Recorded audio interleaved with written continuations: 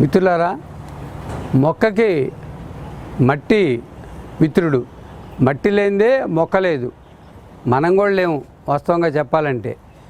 ఈ మట్టి మిశ్రమంతో మొక్క ఎదుగుదల, దాని ఆరోగ్య పోషణ ఎంత బాగా మనకి ఈల్డింగ్ ఇచ్చింది అనేది ఆధారపడి ఉంటుంది. మీరు ఇక్కడ చూసినట్టయితే నేను ఈ మట్టిలో, ఇది ఎర్రమట్టి, ఈ ఎర్రమట్టిలో కోకోపిట్, వర్మీ కంపోస్ట్తో పాటుగా vermiculite, bone meal powder, Epsom salt, trichoderma viride, pseudomonas, ఇలాగా పంచమిశ్రమం అని ఒకటి దొరికిద్ది, అదొకటి. తర్వాత ఆర్గానిక్ మెన్యూరు, ఇవన్నీ కూడా మొత్తం 10 రకాలు కలిపి నేను ఒక్కసారి ఇక్కడ అట్టిపెట్టేసుకుంటా. అట్టిపెట్టేసుకొని కుండీలో ఎత్తుకునేటప్పుడే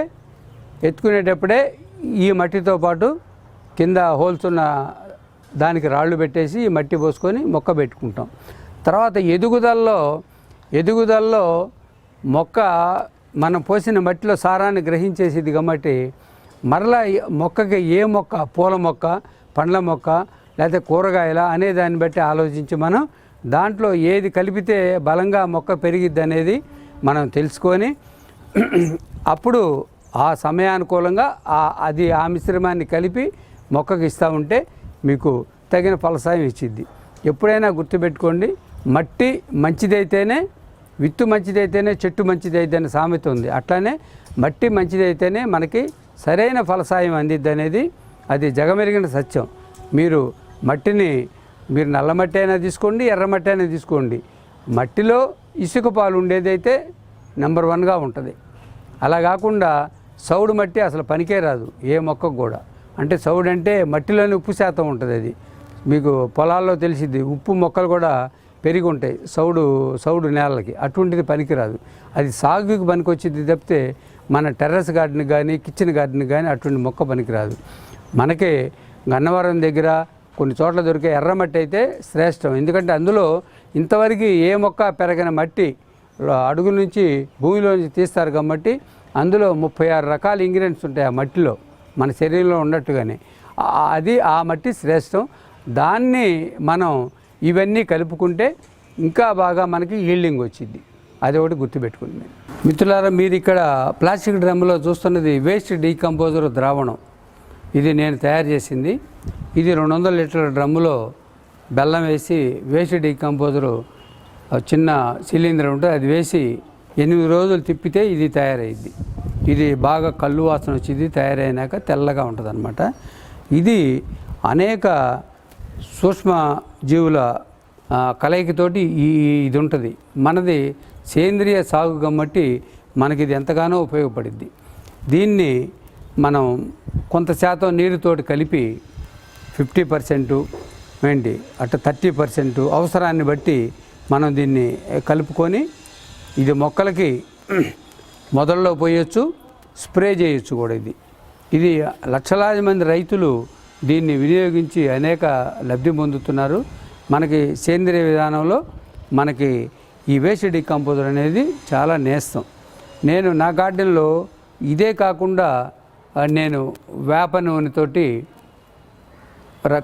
కషాయం తయారు చేసుకొని మొక్కలకు స్ప్రే చేస్తాను. అలానే పచ్చిమిర్చి, అల్లం, చెన్నుల్లి తోటి పసుపు కూడా కలిపి ఇంకొక రకమైన ద్రావకం తయారు చేసి మొక్కలకి చల్లుతాను. అలానే పులిసిన మజ్జిగ, ఆవు పాలను తోడుపెట్టి ఒక 6 రోజులు తర్వాత దాన్ని మజ్జిగ చిలిపి పసుపు కలిపి మళ్ళీ దాన్ని చల్లుతాను. ఇట్లా రకరకాలైన ప్రక్రియలతోటి మన మొక్కలకి చల్లి దాన్ని పోషకాలు ఎప్పుడప్పుడు అందిస్తాను. తెగుళ్ళు వచ్చినప్పుడు ఇది స్ప్రే చేస్తూ ఉంటేనే మనకి టైంకి సరైన ఫలసాయం, ఆరోగ్యకరమైన ఫలసాయం మనకి అందిద్ది అనేది నా అభిప్రాయం. మీరు కూడా ఇవే కాదు, ఇంకా చాలా ఉన్నాయి చెప్పాలంటే. అగ్నాస్త్రం, బ్రహ్మాస్త్రం, నీమాస్త్రం, పంచపత్ర కషాయం ఇట్లాగా ఘనజీవామృతం, ద్రవజీవామృతం ఇవన్నీ కూడా మీరు తయారు చేసుకోగలిగితే మరీ మంచిది. లేదంటే అవి మార్కెట్లో దొరుకుతాయి, అవి మనం తెచ్చుకొని మన మొక్కలకి వినియోగించుకోవచ్చు. అట్లని ఇక్కడ మీరు ఇంకొకటి చూడండి, ఇక్కడ ఈ బకెట్లో నల్లగా ఒక బెల్లం లాగా మీకు బెల్లం పానకం లాగా కనపడిద్ది. ఇందులో బాగా మాగిన అరటిపళ్ళు తొక్కలతో సహా, అట్లానే తగినంత బెల్లం. అంటే మీరు 4 కిలోలు అరటిపళ్ళు వేస్తే 4 కిలోలు నల్ల బెల్లం తీసుకొచ్చి ఇందులో వేసి బాగా మద్దన చేసి మీరు చేతితోటి పిసుకోవచ్చు, లేకపోతే మిక్సీలో వేసుకోవచ్చు.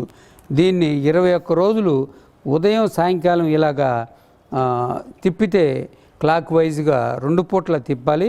బాగా ఇందులో కలిసిపోయి కోట్లాది మనకి మొక్కలకు పనికొచ్చేది సేంద్రియ విధానంలో సూక్ష్మజీవులు ఇందులో తయారవుతాయి. దీన్ని 1 లీటర్కి 20 నుంచి 25 ml ఇది తీసుకొని వాటర్లో కలిపి మొక్కలకి స్ప్రే చేయవచ్చు. మొక్కలకి స్ప్రే చేస్తే మొక్కలు బాగా ఆరోగ్యంగా పెరుగుతాయి. అట్లానే మొక్క మొదల్లో కూడా పోయొచ్చు. దీన్ని మనం ఇంట్లోనే చాలా తక్కువ ఖర్చుతోటి మీరు మార్కెట్కి వెళ్తే బళ్ళ మీద పండిపోయిన అవి వాళ్ళు 10 రూపాయలకే చాలా ఇస్తారు. అట్లా మీరు ఒక 50 పళ్ళు తెచ్చుకొని మీకు ఎన్ని మొక్కలు ఉంటాయో దాన్ని బట్టి, అలానే బెల్లం కూడా దానికి సమతూకంగా వేసి అందులో వేసి బాగా మిక్సీలో వేయచ్చు. నేనైతే కాలుతోటి తొక్కేసేసాను దాన్ని, ఎందుకంటే మన బలం సరిపోయింది కాబట్టి ఆ డబ్బాలో కాలుతోటి తొక్కేసేస్తే మొత్తం మిక్స్ అయిపోయింది. 2 పూట్ల తిప్పుతున్నా.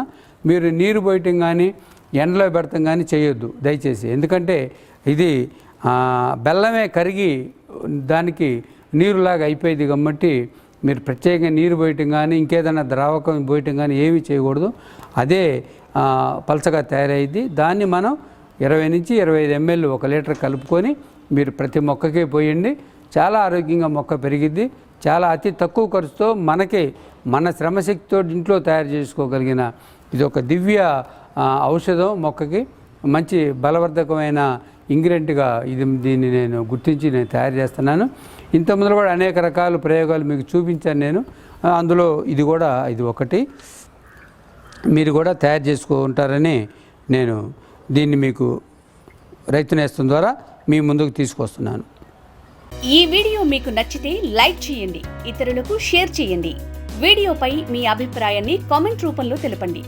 మరిన్ని వ్యవసాయ వీడియోల కోసం రైతు నేస్తం యూట్యూబ్ ఛానల్ ని సబ్స్క్రైబ్ చేయండి. పక్కనే ఉన్న గంట సింబల్ నొక్కి నోటిఫికేషన్స్ ద్వారా తాజా వీడియోల సమాచారం పొందండి.